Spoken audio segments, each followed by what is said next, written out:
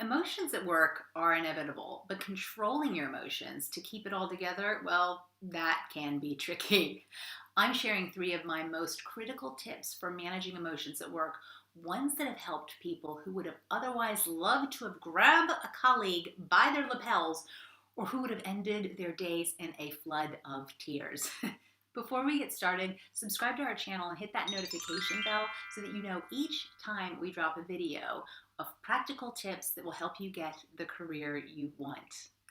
I'm Dr. Suzanne Doyle-Morris, and I've spent the last 15 years helping women with many career-related issues, including handling a mix of emotions, all the way from elation to despondency, all the way down to anger, that will feature likely in any career that is actually worth having. And after I share these three tips that I've talked through with various clients, I'm going to let you know the secret of a powerful, huge, singly important sentence. And that sentence could actually reduce negative judgments against you by 20%, particularly if you're a woman showing strong emotions like disbelief, anger, or dismay. So grab a cuppa, put away your tissues, and let's focus on these three tips for how to control your emotions at work. Are you ready to roll? So, it is completely normal to have emotions at work. People often dismiss it by saying, oh, don't take it personally. But I get it. You do take your work personally. You care. It's time away from loved ones, and it's often wrapped up in how we identify ourselves. Getting upset when things go wrong is normal because we are all human. But getting upset in front of an audience at work can be a risk. So don't worry, there are ways to publicly control your emotions, and this can be crucial in progressing your career. So let's start with language.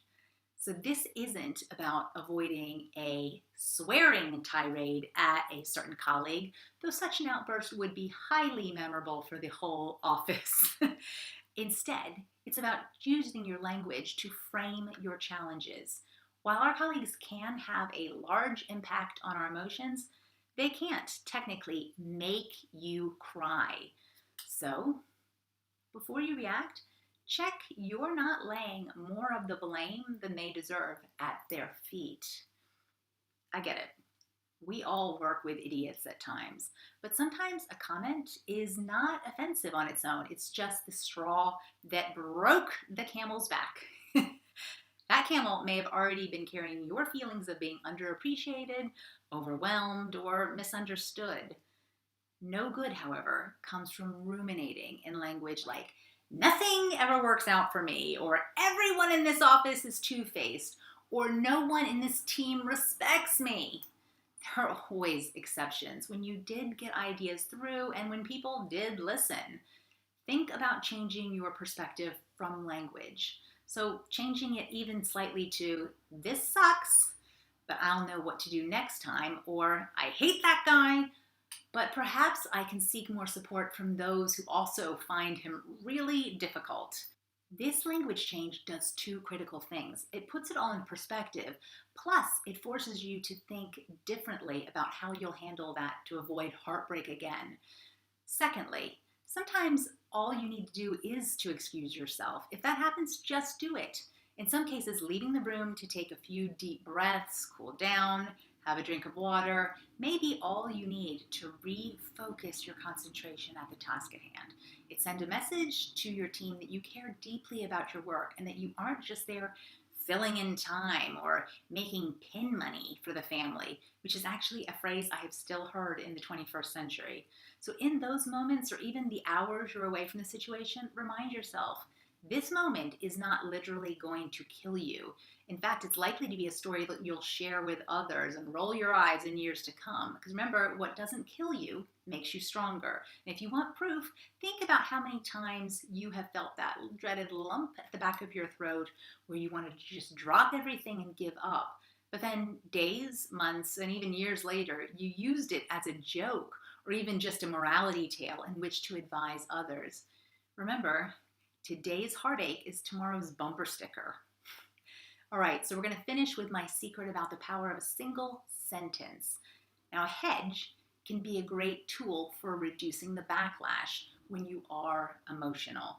So when writing Love Your C Word, I found research which showed hedges were not the kind you grow in your garden, but the kind of statement that can make a case for what you're about to say, reduces the chances of reprisals against you when you do show emotions like anger. So although feelings can be overwhelming at times, meetings or interactions are fleeting, but they are an opportunity to show that you're stronger than you seem and you believe in what you're saying. So let me explain. While giving a disagreeable opinion, researchers encouraged people to describe the intention of their feedback. Participants were merely asked to say, I see this as a matter of honesty and integrity, so it's really important for me to be clear about where I stand. Remarkably, this single sentence alone reduced the backlash against the speaker, particularly for women, by 20%. However, this single statement can work for everyone, so the next time you share an unpopular opinion, explain your intent before you share your point of view. You're likely to get less backlash, which in turn helps you keep all the other emotions in check. It shows your boss that you care deeply at the issues at hand and that you can handle anything that is thrown at you. So, now you know how to control your emotions at work. What next? Well, if you watch videos from my playlist, your career is obviously pretty important to you. So, with that in mind, are you currently thinking about a promotion? Well, if not, you perhaps should be, because most people wait too long to think about how they've outgrown their current role. But you need to be thinking about that future role now. If so, grab our download, How to Get a Promotion in 8 Steps. It's full of the best advice and has helped my clients move on to bigger and juicier roles. So just click the link below and fill in your details. It's as easy as that.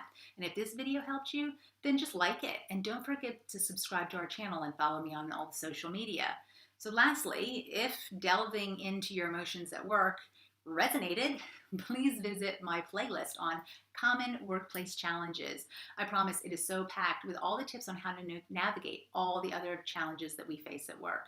And I really hope that you found these tips helped you. And if you have any more questions, then just leave them in the comments below.